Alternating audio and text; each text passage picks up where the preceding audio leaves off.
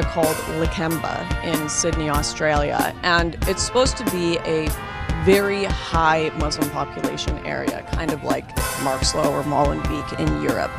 I think that in Australia, the no-go zone areas wouldn't be as bad as Europe just because they've got less mass immigration, but I've heard some pretty bizarre stories about riots, about attacks, kind of grooming gangs in Lakemba as well. So I want to see what's actually going on there. Is this actually a no-go zone? Or is it integrating perfectly? The only way I get to know these things is if I go on the ground and check it out. So let's see what we find out in Lakemba. As soon as we arrived in Lakemba, things were tense. There were heads turning, people coming out of shops to look at us and find out what we were doing. Men started yelling in Arabic across the street at us. I hadn't even been in Lakemba 10 minutes before someone had tipped off the media, and they came running to combat me and tell me this was a perfectly safe area and I had nothing and no reason to be there. Almost immediately, the media story was proven to be wrong. As we went to go for a walk to the local mosque, a very high-ranked police officer came up to me and begged with me, do not go there. Southernism? Speaking. Inspector Rick Ages from Campsie Police. Yep. I've been informed that you're intending to attending the Lakemba Mosque, is that correct? I actually have no intentions of attending. I was just planning on walking through the streets and seeing how the culture was here. Yes? Yep. Are you satisfied with that? Yep. So where do you intend on walking to now? I was just going to walk out and check how the mosque was. Check where the mosque was? Yep. Would I not be allowed to attend if I wanted to? I've got grave concerns that you may cause an imminent breach of the peace down there, so I'm asking you not to attend. Why would I cause a breach of the peace? Because it's highly religious down there. So would it be me causing a breach of the peace, or would it be the people there? Well, your presence may cause them to be, be offensive and be objective to your attending there. And so that would be them being offended by me. Can you not interview me? The local community walk around here without any fear. I walk around here without any fear. Right, but I'm a critic of Islam. Yes. So I can't be in this multiculture because my culture is allowed to have free speech and criticizes Islam. I understand you have your own beliefs and you're allowed to have your own beliefs. I have no issue with that. I'm asking you not to attend down there because I have a fear that you may cause an imminent breach of the peace. In doing so, you may commit an offence.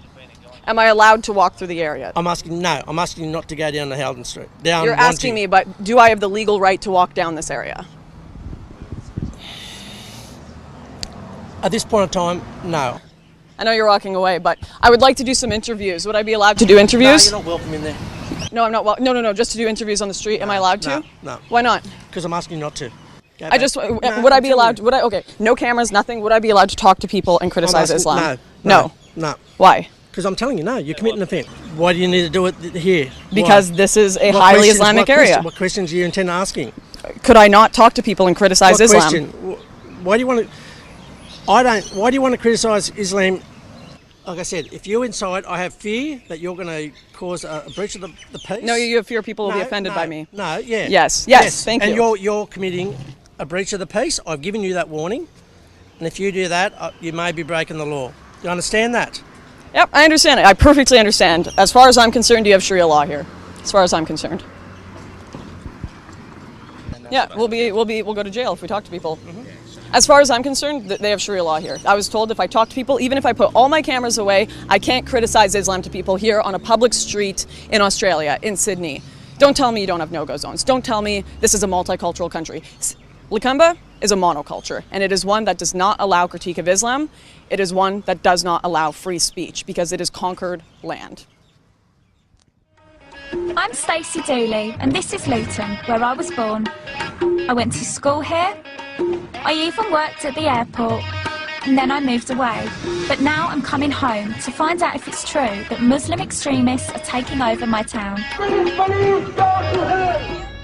It didn't take long to witness firsthand the extremism I'd been hearing about.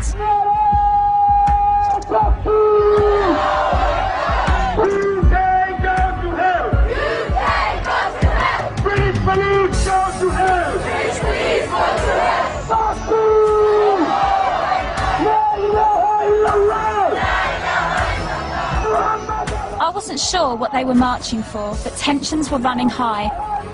Your sister, brother! Your mother! Where is the shame? How dare they touch our woman? It turns out the demo was in response to the arrest of local woman Mona Thorney, whose husband set off a bomb in Stockholm in 2010. I cannot believe this. I've never seen anything on this scale before. And it breaks my heart to think that this is happening in my town. Hands off Muslims! Hands off Muslims! Hands off Muslims! Everyone's got a right to protest, but I found their chanting provocative and extreme. British police, go to hell! This is a message to stop oppression. Police burning hell. British police burning hell. Yeah, because No real Muslim wants anyone to burn in hell. yeah, but for what they've done, for the You consequences can't of their pick and actions. choose. You can't pick and choose. You You can't. either believe or you disbelieve. You know You what? choose to wear this, I choose to wear that. You and I will That's why you have look to. naked on the street. Do I look naked? Do I really? I don't look naked. Who are you trying to seduce? No one's trying to seduce me, and I'm not trying to seduce anyone. You shouldn't judge me how I try not to judge you. You are. You've just said who am I trying to seduce? No one. I said I am doing. Well, I don't judge you because I'm above that. No, it's not. Excuse me, go and put on some clothes. How you choose to live, how you choose to dress like that, I choose to dress like this. You don't start. It's okay. Don't you dare speak to me like that. No, this is my hometown as well. No, I'm walking. I am walking. No, I can do what I want. That girl's just, I don't mind. Point away. Point away. Because you're not scaring me. I try my hardest to sympathise with people who are maybe different to me. And it's a tiny minority that play up. Who are you trying to seduce? Go and put some clothes on, you look naked. Oh. They've been arrested. They've been harassed by the police. Such a shame. No evidence whatsoever. Do you think it's fair that you should say British police need to burn in hell? That's the freedom of speech. They can say, wish to say, they can say it. In Islam, doesn't it say that you have to respect the law of the land that you're living in? I thought it did. What's the solution? You know, if Muslim people are in the wrong and they are committing crimes, you know, no one's above the law. If the law of the land is Islamic, we will respect the law of the land. What if it's not If Islamic? it's not Islamic, then the law of the land and those who make it can go to hell, quite honestly, because Allah said in the Quran, in chapter 33, verse 1, He said, O Prophet, fear Allah and do not obey the disbelievers and the hypocrites. Is David Cameron a Muslim or a disbeliever? Guys, I can't speak disbeliever. on camera, So you can't obey him. So he can go to hell, as well as Do you all think- the other leaders. Do you think I should go to Let me hell tell you because something. I'm a We will, non-Muslim? you're on your way to the hellfire because you're a non-Muslim. All non-Muslims are destined for the hellfire. Do you really believe And that? yes, and you will be fueled for the hellfire as well. But the fact is that you have an opportunity to change. That hurts me to think that you think that of me because you don't Well, it's really not- it's know not. me The and you fact think is- I'm the fact destined is- to no, hell but because I'm non-Muslim. you said you're not a Muslim, so that's enough for me to know that you're not Muslim. So- If you're not Muslim, you're destined for the hellfire, unless you change. I find it sad that anyone would preach such a damning message. To sum up in words, even to tell you how I'm feeling right now, I feel completely gutted. I'm gutted that this is happening.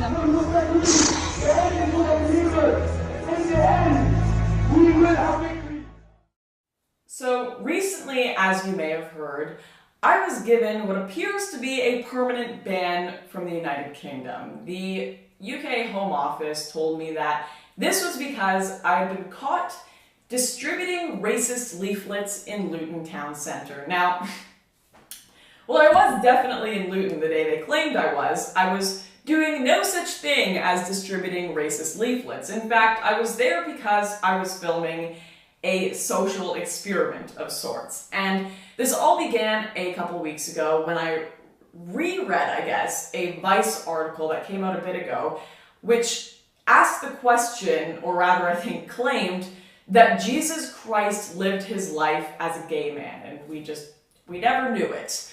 That's Vice's theory anyway, make of it what you will. And I was intrigued by the article, not necessarily because I thought there was any validity to it. I think the notion was a little ridiculous, but as I carried on my day after reading it, I couldn't help but think that I don't recall there being much backlash when the article came out. Maybe there were a few posts here and there, but there were no protests, no religious leaders routinely condemning vice. There was certainly no Charlie Hebdo-style attack on their head office. Nothing really happened as a result of this. And I mean, they edited Jesus Christ in front of a pride flag. It made me think back to a group of protesters in London who outraged the Islamic community by having pro-LGBT and pro-Islam signs. They were receiving death threats. There was also a gay Muslim couple who had this happen after they were married last year. And I was interested in, I guess, the different reactions between the two faiths and communities. So I decided with a few friends of mine to see for ourselves what would happen if we played the role of an LGBT social justice warrior activist and set up a stall to celebrate LGBT diversity within the Islamic community. So we went and we printed out some flyers with the usual inclusive slogans that you see: Allah is gay, Allah is trans, Allah is intersex, Allah is all of us. And we went out to Tommy Robinson's hometown, a very multicultural area with lots of different faiths and opinions and cultures, essentially to see what would happen if a good-natured LGBT campaigner tried to nurture some goodwill between two very different communities.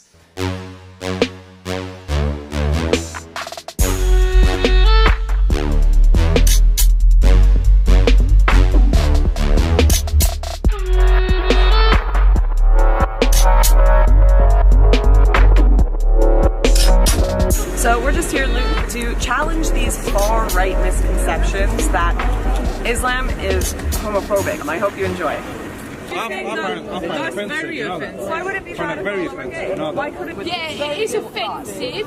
Guys, you know, can't take it. Why can't I have this? Because it's offensive. I've had 3 or 4 How is people it come offensive? up. Because people. Yeah, I find it offensive. I find it very. I'm offended that people think that Allah is not for gay people as well, that Allah is not for trans people as well. That's not Allah is a gay God. He is that's not what you're saying on there. Allah is a gay That's not God. what you're saying on there, is it? That is deceiving.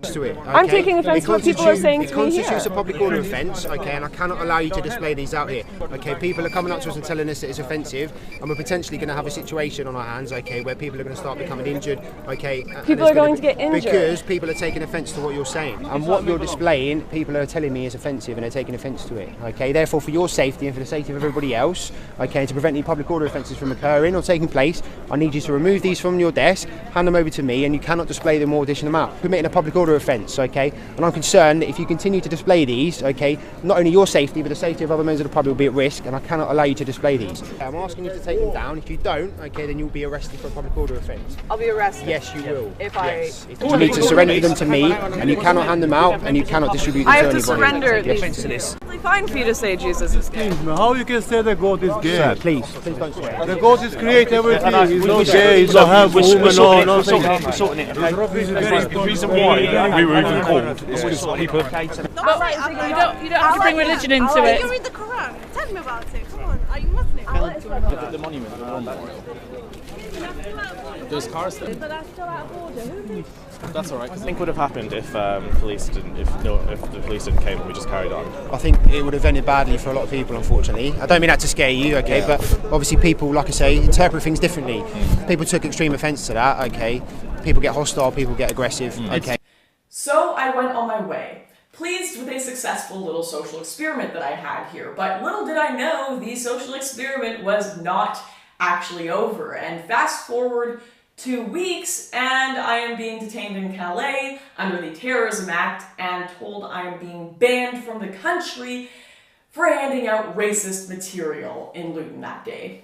Not only is this idea that the statement God is gay or Allah is gay a racist statement bizarre, but just completely and utterly wrong, it also highlights a monumental double standard in Western societies. Why is it racist to say Allah is gay, but not racist to say Jesus is gay? Why does the rights of Muslims to be homophobic trump the rights of gay people to have their self-expression, Muslim or otherwise? Why does causing offense, not inciting hatred or violence, but causing offense to a certain group, result in a lifetime ban from a country which proudly touts tolerance as one of its key values? These are questions that I wish I could go to the United Kingdom and ask, but I can't do that now. So I really think that in the UK, unless they are fine with being under archaic blasphemy laws enforced by Islam and Sharia in 2018, they really need to start having a conversation about this before they are no longer able to have that conversation at all. Anyways, thank you guys so much for watching this. Thank you so much for supporting me through all of this craziness. I hope that a lot of people will be at Speaker's Corner standing up for free speech these next couple of weeks. I'll be watching from a distance as you fight to retain your freedom in I am pretty much big. I am pretty much big. I am pretty much